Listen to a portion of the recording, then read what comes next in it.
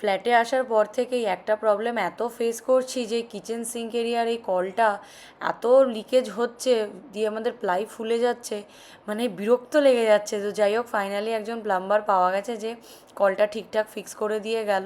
তো এখন আর জল পড়বে না বলো, তাই না? তোমরাও একটু প্রে করো যাতে আমার রান্নাঘরের প্লাইটা বেঁচে যায়। তারপর বাথরুমে একটা এই যে র্যাক লাগানো হলো, অভি সেটাকে লাগাচ্ছে আজকে। অভিকে আজকে সংসারের সব কাজ করাবো। তো যাই হোক, নিজের জিনিসগুলোকে গোছাচ্ছে।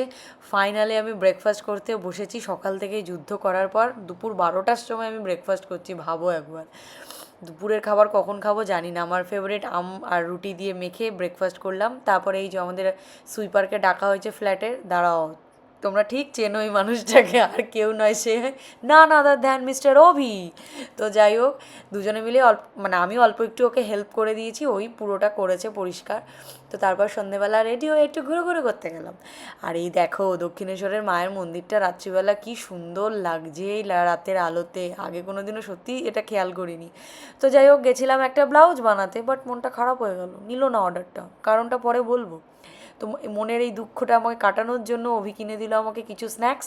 দেন এইটা দেখে আমার আরও খিদে পেয়ে গেল। তো আমি চা, প্রচুর বিস্কুট গিলতে বসে গেলাম। বাড়ি এসে জন্তু থেকে একটু মানুষ হলাম ফ্রেশ হয়ে। দেন ডিনার করতে বসলাম টিভি দেখতে দেখতে। তো চলো, আজকে এইটুকুই থাক, দেখা হচ্ছে নেক্সট ব্লগে।